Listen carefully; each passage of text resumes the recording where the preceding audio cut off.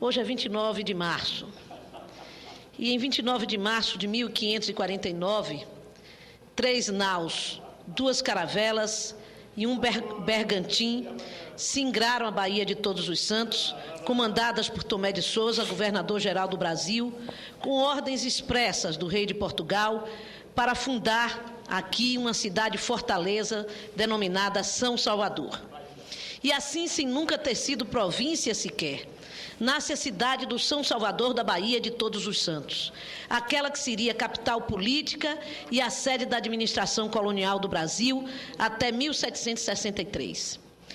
Povo quase ainda não havia, mas a cidade já nascia com uma expressiva burocracia oficial.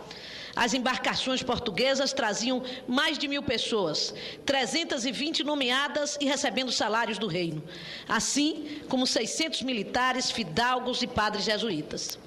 Compunha também a comitiva alguns degredados, marginalizados de tudo e parcela cada vez mais expressiva na formação de nossa população. Esse cenário de governo sem povo será rapidamente superado. Em 1798, ecoando os gritos de liberdade, igualdade e fraternidade da Revolução Francesa, ocorre a revolta dos alfaiates, na qual estavam envolvidos homens do povo, como Lucas Dantas e João de Deus, mas também intelectuais da elite, como Cipriano Barata. Já em 1872, cerca de 130 mil almas habitavam suas praias, ruas e ladeiras, sendo sempre oportuno lembrar que dessas estatísticas eram excluídos os escravos, que anos antes, em 1835, já se faziam escutar com a revolta dos escravos muçulmanos, conhecida como Revolta dos Malês. Salvador chega ao século XX com 205 mil cidadãos, chegando em meado do século aos 600 mil, disparando em 1970 ao seu primeiro milhão, mais meio milhão em 1980, 2 milhões em 1991 e, finalmente, 2 milhões e mais de 700 mil hoje. Com o surgimento da Salvador moderna, até o final dos anos 40 do século passado, cidade e política estavam em sintonia, ligadas a uma estrutura social tradicional de escassa mobilidade. Essa sintonia desintegrou-se com a urbanização sem indústria nos anos 50 e a industrialização transplantada de sua região metropolitana, anos 60, 70. Quando a vida urbana se modernizou, a política soteropolitana permaneceu travada pela tradição política estadual da velha cidade da Bahia, não se tornando visível a representação política da nova e conflituosa cidade do Salvador. O regime militar congelou essa situação e, após a redemocratização, essa representação terminou assumindo uma forma perversa, a forte subordinação às lógicas privadas, descontados alguns espasmos que podem ser considerados acidentes de percurso.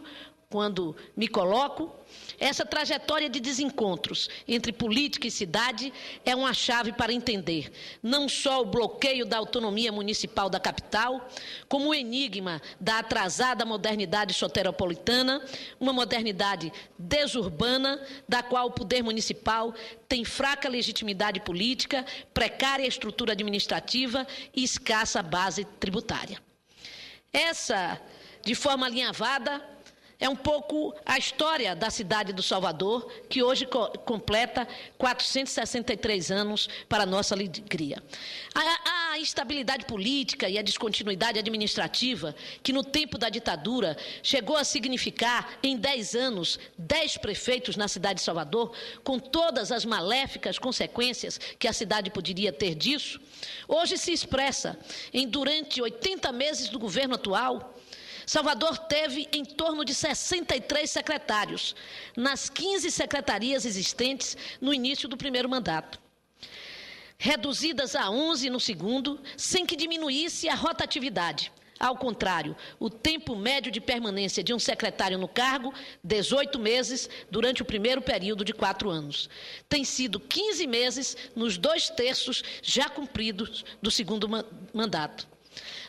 Nas áreas de gestão, as mais atingidas pela instabilidade foram aquelas que se costuma chamar de área social. No que diz respeito à desestruturação financeira, dos 3 bilhões de reais que o município arrecadou em 2010, cerca de 46% corresponderam à receita própria, da qual os principais itens são o ISS e o IPTU.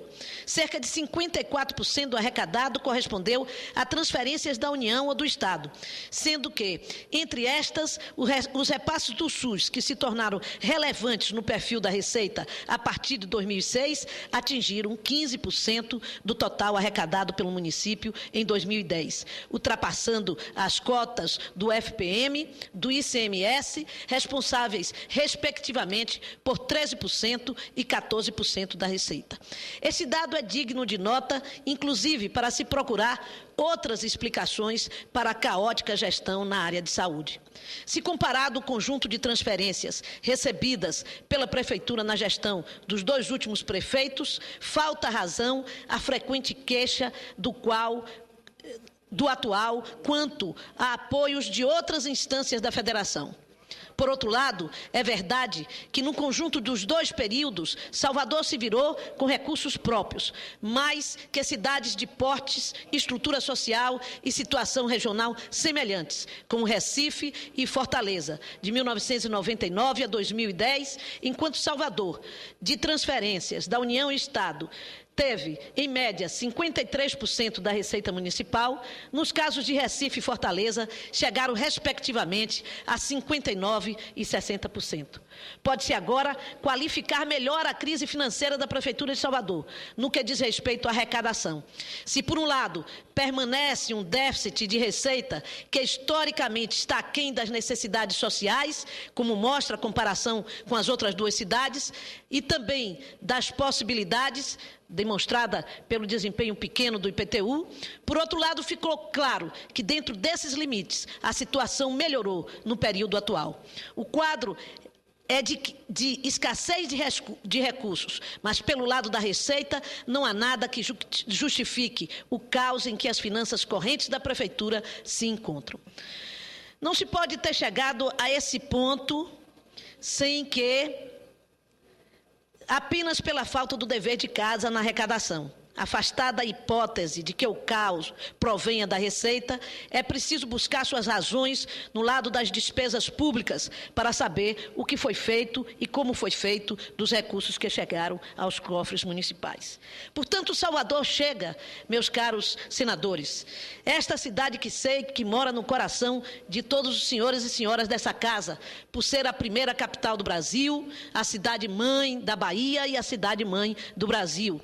Chega esse dado momento em que nos deparamos com as próximas eleições, com necessidade de enfrentar alguns problemas conjunturais e outros históricos.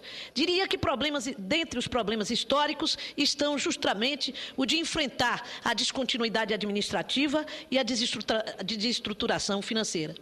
E dos problemas novos que temos a enfrentar, temos a questão metropolitana, questão em que Salvador precisa se colocar e o próximo prefeito se preparar para tratar de uma cidade que lidera a região metropolitana e que tem que tratar todas as suas políticas no âmbito da visão metropolitana. Não poderá fazer isso sozinha, tem que contar com o apoio do governo federal, do governo do Estado e até mesmo do Congresso Nacional, que está devendo às grandes cidades brasileiras a necessidade de discutir um estatuto de metropolitanização, ou um estatuto metropolitano.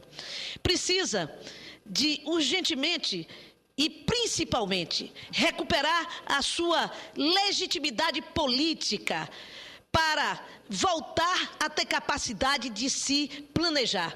Retirar o planejamento hoje entregue aos interesses privados.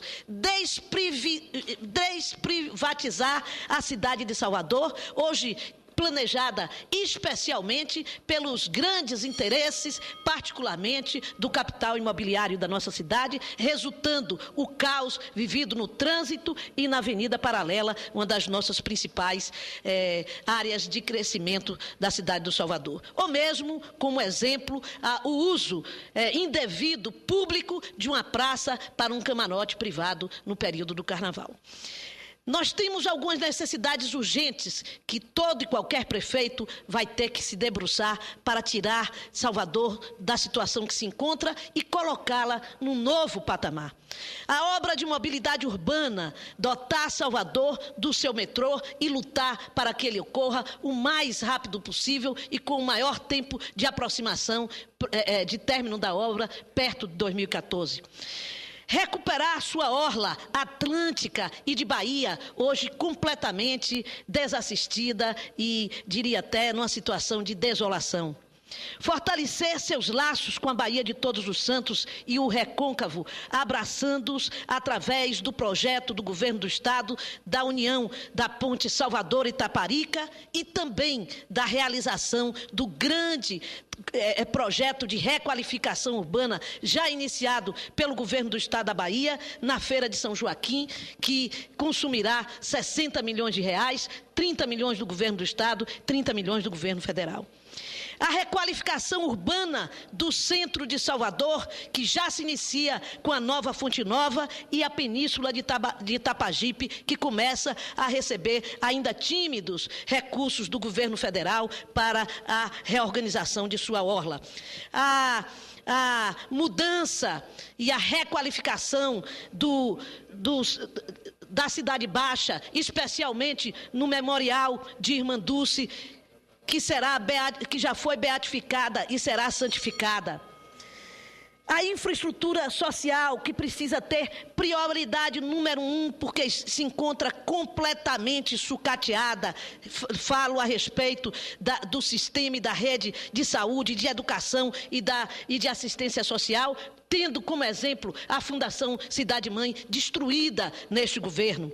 E, finalmente, senhoras e senhores senadores, retomar a estratégia econômica de Salvador, centrada na indústria cultural, do entretenimento, lazer e do turismo, que deve se personificar num grande projeto, levando Salvador a se inserir no roteiro internacional de cidades de entretenimento. Portanto, senhoras e senhores senadores, nós temos velhos e estruturais problemas, novos e grandes problemas que significam o desafio de fazer de Salvador, novamente, a mais querida no coração de todos os brasileiros. E como diria Dorival Caymmi, referindo-se em sua música a uma personagem, João Valentão, que dizia que sempre que não precisava dormir para sonhar, porque não havia sonho maior do que a sua terra não há. Muito obrigada.